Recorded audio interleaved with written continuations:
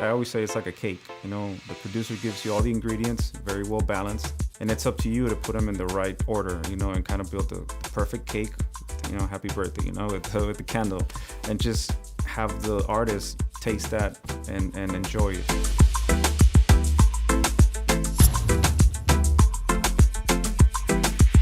I'm Luis Barrera Jr., mixing engineer and producer out of Miami, Florida. Well, the Miami scene is so many cultures together. It's a whole array of different types of music, from salsa to merengue to now reggaeton to a lot of pop. Bringing everything together, I feel at home. There's so many people here, and I got to learn a lot too.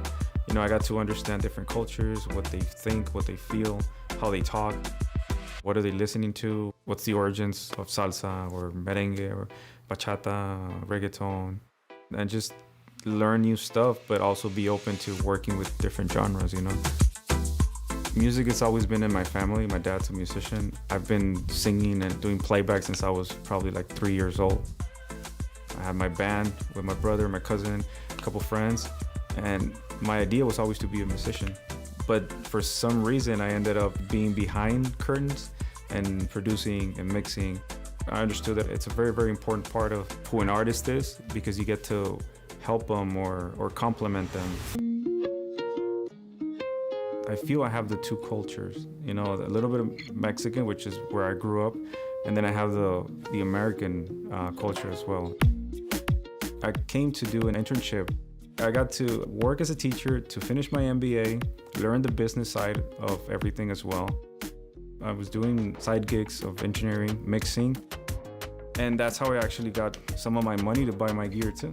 I paid for buying my first Avid, my first interface. Once I got here and kept on working every single day, that's when I met my colleague and we decided to create my room. I did everything on my own. It's just doing all the research on how it's supposed to sound, the walls, they're supposed to be curved in the back, the ceiling heights and everything. So that's why the Atmos felt perfect in the room. It's like if it was planned for it. Now I have my own place where I get to show people what I do. And now I have, of course, the Dolby Atmos setup, which is amazing.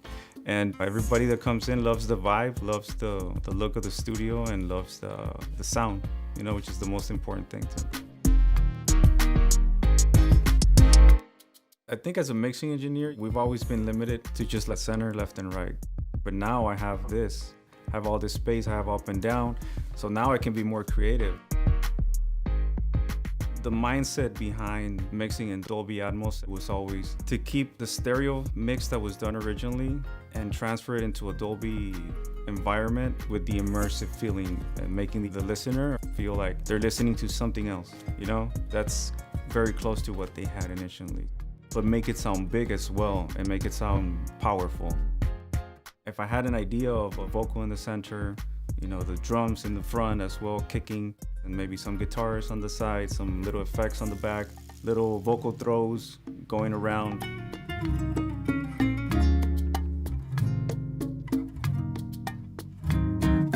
By the time I put them here, since everything is more defined, there's more space to work with. It's like having a pencil and just writing in pencil, but now I have pencil, a pen, colors, everything. I can do whatever I want. Everyone's reaction has been crazy. They fell in love the very first time they heard it, and when they heard their mixes as well, they jumped. Literally, they jumped and they were excited. I think as mixing engineers, we're here to give the producer and the artist what they want, what they envision, right? At the end of the day, the song is the most important thing. So it's having the tools needed to bring it to the next level.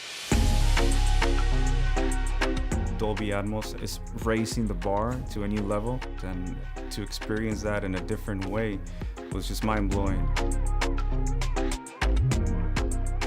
My love for music has always come from my dad, from being around music all my life and just wanting to be the best that I could be at whatever I did, if it was writing, producing, or mixing. It's been a great ride, and I'm still going.